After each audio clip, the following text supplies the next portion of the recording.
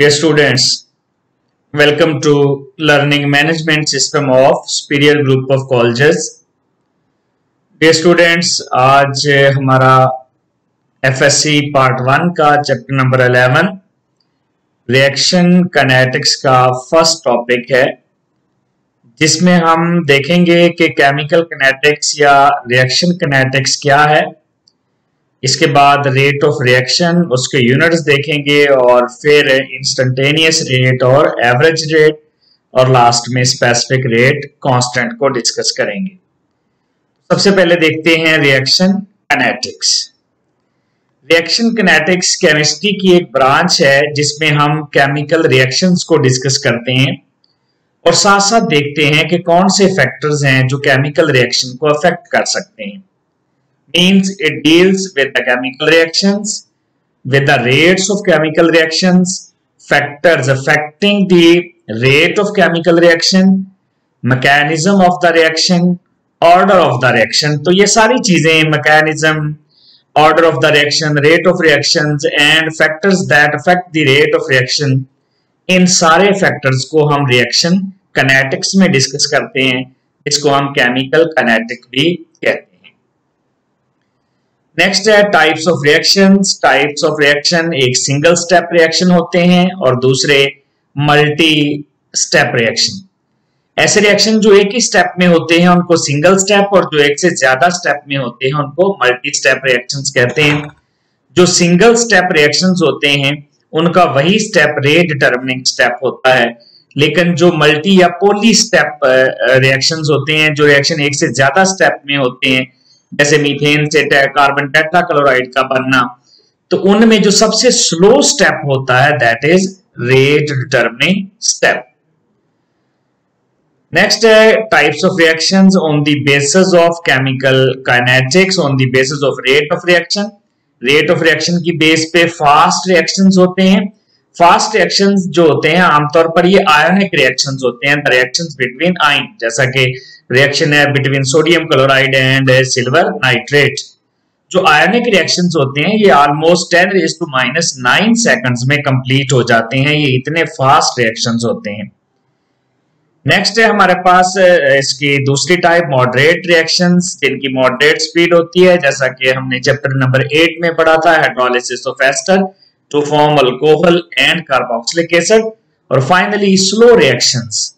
Slow reaction जैसे rusting of iron है, it take 100 of years, it take many years rusting of iron. Chemical weathering of stones का खराब होना, जैसे acid rain buildings को खराब करती है, तो ये सारे स्लो रिएक्शंस हैं। फर्मेंटेशन ऑफ शुगर्स, ये भी एक स्लो रिएक्शंस है।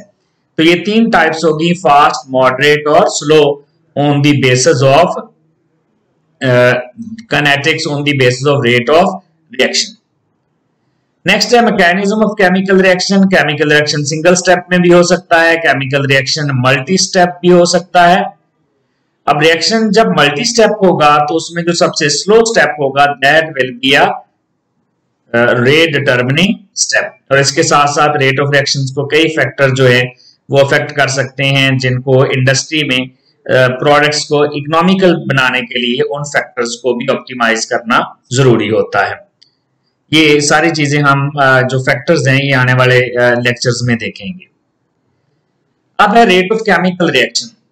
रेट होता है चेंज इन कंसंट्रेशन ऑफ प्रोडक्टेंट्स और products with time, per unit time. Means जो कंसंट्रेशन में चेंज आ रहा है वो प्रोडक्ट्स या रिएक्टेंट्स की हो सकती है with time, that is called chemical reaction. तो केमिकल रिएक्शन या that is called rate of reaction. Rate of chemical reaction ये किसके बराबर होगा? Change in concentration divided by time taken. Change in concentration delta C divided by delta T mean change in concentration divided by change in time. अगर हम graphically इसको देख लें तो हमारे पास रिएक्टेंट ए है, A is converted into B. A reactant है, B product है। अगर आप ग्राफ में देखें तो ए की concentration with the passage of time कम हो रही है और बी की कंसंट्रेशन ज्यादा हो रही है। तो हम रेट ऑफ रिएक्शन को यूं भी डिफाइन कर सकते हैं, increase in concentration of products with time. ऐसे भी डिफाइन कर सकते हैं, decrease in concentration of reactants with time. या अब दोनों की बजाय आप कह सकते हैं change in concentration of reactants और products with time is called rate of reaction. Next है हमारे पास रेट ऑफ रिएक्शन में कुछ इसकी कैरेक्टरिस्टिक्स। रेट ऑफ रिएक्शन एक एवर चेंजिंग पैरामीटर है, ये हर वक्त चेंज होता रहता है क्योंकि रेट ऑफ रिएक्शन जो है ये कंसंट्रेशन डिपेंडेंट है। ये रिएक्शन होता है due to the collisions of the reactants. जितनी ज्यादा कोलिजन्स होंगी उतना ही ज्यादा रिएक्शन का रेट होगा। और कोलिजन्स कब ज्यादा होंगी? जब इनके दरमियान कंसंट्रेशन ज्यादा होगी, मॉलिक्यूल ज्यादा होंगे। तो शुरू में रिएक्शन का रेट ज्यादा होता है लेकिन with the passage of time कम होता जाता है, क्योंकि शुरू में कंसंट्रेशन कम होती है लेकिन विद द पैसेज शुरू में कंसंट्रेशन रिएक्टेंट्स की ज्यादा होती है और प्रोडक्ट की कम होती है। With the passage of time reactants की कंसंट्रेशन कम होती जाती है। तो जब रिएक्टेंट्स की कंसंट्रेशन कम होगी तो इसका मतलब है मॉलिक्यूल कम होंगे, उनकी कोलिजन्स कम होंगी, और जब कोलिजन्स कम होंगी तो रेट ऑफ रिएक्शंस भी चेंज हो जाएगा। तो चूंकि कंसंट्रेशन चेंज होती रहती है एट एवरी मोमेंट, इसका मतलब है रेट ऑफ रिएक्शंस भी एवर चेंजिंग पैरामीटर है, ये हर वक्त चेंज होता रहता है। नेक्स्ट है units of rate of reaction. These are the units of rate of reaction. Change in concentration over change in time. Change in concentration का unit है मोल पर डेसीमीटर क्यूब, और टाइम के लिए सेकंड, तो यूनिट बन जाएंगे मोल पर डेसीमीटर क्यूब पर second. These are the units of rate of reaction. Gaseous phase जो रिएक्शंस होते हैं, क्योंकि गैसेस की कंसंट्रेशन को हम प्रेशर से शो करते हैं तो इसलिए हम कंसंट्रेशन जो है वो एटीएम में शो करेंगे। गैसेस की कंसंट्रेशन को पार्शियल प्रेशर से शो किया जाता है।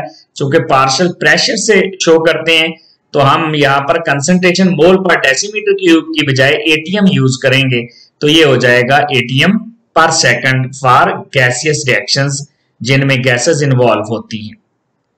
अब है sign convention.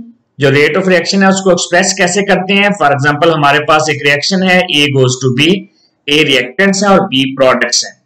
With the passage of time reactant की कंसंट्रेशन कम होती है, जिसकी वजह से हम उनके साथ नेगेटिव साइन लगाएंगे, माइनस का साइन लगाएंगे, minus DA over DT। Mean DA change in concentration of A और DT change in time. Negative sign इसलिए लगाया क्योंकि A की कंसंट्रेशन कम हो रही है with the passage of time, लेकिन B की concentration with the passage of time बढ़ रही है, तो इसका मतलब है हम इसके साथ पॉजिटिव साइन लगाएंगे। तो ये जो नेगेटिव और पॉजिटिव साइन है, नेगेटिव साइन शो करता है कि कंसंट्रेशन कम हो रही है और पॉजिटिव साइन शो करता है कि कंसंट्रेशन बढ़ रही है। रिएक्टेंट की कंसंट्रेशन कम होती है और प्रोडक्ट की ज्यादा। नेक्स्ट जो रेट है ये दो तरह का होता है, इंस्टेंटेनियस और एवरेज रेट। सॉरी, इंस्टेंटेनियस और एवरेज रेट। इंस्टेंटेनियस रेट जो होता है ये किसी भी रिएक्शन का रेट होता है एट एनी इंस्टेंट, यानी जब रिएक्शन स्टार्ट हुआ आप 1 second, 2 second, 10 second, 1 minute, 10 minute, जब भी आप रेट नोट करेंगे that will be instantaneous rate. ये शुरू में बड़ा फास्ट होता है क्योंकि शुरू में कंसंट्रेशन ज्यादा होती है, और with the passage of time ये स्लो होता जाता है क्योंकि कंसंट्रेशन कम होती जाती है। अगर हम दो इंस्टेंटेनियस की एवरेज निकाल लें तो that will be a average rate.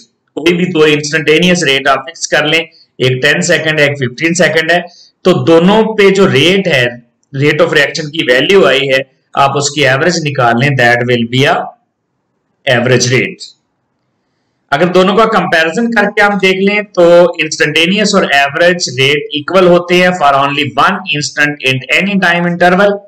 शुरू में इंस्टेंटेनियस रेट ज्यादा होता है क्योंकि कंसंट्रेशन ज्यादा होती है, कोलिजन्स ज्यादा होती हैं। At the end of the interval instantaneous rate जो है वो कम हो जाता है एवरेज रेट से। लेकिन as the time interval approaches smaller, जैसे जैसे टाइम इंटरवल छोटा होता जाता है दोनों रेट एक दूसरे के बराबर हो जाते हैं। When time interval becomes zero both rates become equal. For example, अगर आपने एक जो इंस्टेंटेनियस रेट है 5 सेकंड पे ले लिया, दूसरा आपने 60 सेकंड पे लिया है, तो 5 और 60 की जो एवरेज होगी वो फाइंड करेंगे। इसके साथ साथ अगर आप ये 5 और 60 वाला जो इंटरवल है उसको थोड़ा करते जाएं, जैसे आप 5 और 10 सेकंड के दरमियान का जो एवरेज है वो ले लेंगे, तो जैसे जैसे जो टाइम इंटरवल आप थोड़ा करते जाएंगे, टाइम इंटरवल के कम होने से क्या होता है, ये एवरेज और इंस्टेंटेनियस रेट की वैल्यू इक्वल आ जाती है, और जब टाइम इंटरवल 0 हो जाता है, यानी दोनों के दरमियान है, ये दोनों ही आप 5 सेकंड ले लेते हैं वैल्यूज, दोनों 10 सेकंड, तो उसका मतलब है दोनों बराबर हो जाएंगे। और ये तभी बराबर होंगे जब दोनों जो टाइम की वैल्यूज हैं, जो टाइम है, आप उनको सेम रख लेते हैं। नेक्स्ट हमारे पास है specific rate constant. Specific rate constant according to law of conservation of mass अगर देखें तो रेट डायरेक्टली प्रोपोर्शनल होता है कंसंट्रेशन ऑफ द रिएक्टेंट्स के। Rate is directly proportional to the concentration of reactants. जितनी ज्यादा कंसंट्रेशन होगी, इसका मतलब है उतना ही ज्यादा रिएक्शन का रेट होगा। For example A plus B goes to C plus D। ये जो स्मॉलर लेटर में है A, ये जो B है हमारे पास, इसके साथ स्मॉलर B आएगा। यहाँ पर A के साथ A है, B के साथ B होगा, C और D। ये इसके मोल्स हैं, ये कोएफिशिएंट्स हैं। रेट डायरेक्टली प्रोपोर्शनल होगा A और B की कंसंट्रेशन के, और जब प्रोपोर्शनैलिटी खत्म करेंगे तो हमारे पास कांस्टेंट आ जाएगा K। A की पावर हम A कर देंगे, B की पावर B कर देंगे। ये सारी चीजें हम डिस्कस कर चुके हैं चैप्टर नंबर 8 में। स्पेसिफिक रेट कांस्टेंट या वेलोसिटी कांस्टेंट क्या है? Rate of reaction when concentration of the reactants is unity. Specific rate constant, जिसको वेलोसिटी कांस्टेंट भी कहते हैं, ये रेट ऑफ रिएक्शन ही होता है, लेकिन तब रिएक्टेंट की कंसंट्रेशन जो है वो यूनिटी होती है। जैसा कि देखें, रेट ऑफ रिएक्शन इक्वल था कांस्टेंट A और B। A की वैल्यू भी आप कंसंट्रेशन 1 मोलर ले लें यूनिटी, और B की कंसंट्रेशन भी 1 मोलर ले लें, तो फिर रेट कांस्टेंट जो है हमारे पास रेट ऑफ रिएक्शन के इक्वल आ जाएगा। Rate of reaction will be equal to K। और हम यहीं से रेट कांस्टेंट के यूनिट भी निकाल सकते हैं। रेट कांस्टेंट किसके बराबर आएगा? रेट ऑफ रिएक्शन, और A और B को हम दूसरी साइड पे जाके रेट ऑफ रिएक्शन से डिवाइड कर देंगे। रेट कांस्टेंट इक्वल आ जाएगा rate of reaction divided by concentrations of A and B। अगर आप लास्ट स्लाइड में देखें तो ये है हमारे पास, यहां से हमारे पास देखें A और B की कंसंट्रेशन है और वो K से मल्टीप्लाई हो रही है। तो अगर आपने रेट कांस्टेंट निकालना है तो A और B की कंसंट्रेशन को दूसरी साइड पे जाके रेट ऑफ केमिकल रिएक्शन से डिवाइड करना पड़ेगा। ये था डियर स्टूडेंट्स हमारा first lecture. Thank you very much.